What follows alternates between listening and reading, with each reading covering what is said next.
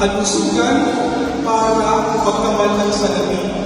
Kaya na hanggang ngayon, hindi malaman sa napunta yung bilyon na pera na nakalaan sa PhilHealth.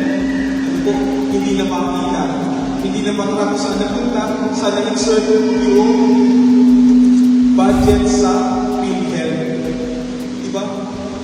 Kasi concerned sila sa kalusugan, kaya nawala ang pera. Hindi rin makita nasaan yung mga project ng gobyerno tungkol sa mga flood controls. Ang ganda ng kanilang plano, ang ganda ng kanilang program. Pero wala yung budget.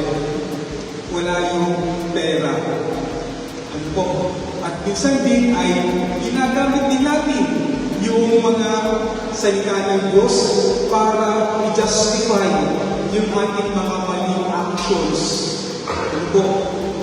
Ang galing talaga. Kaya nga sila, tawag sa kanila ay Jack of all trades, Master of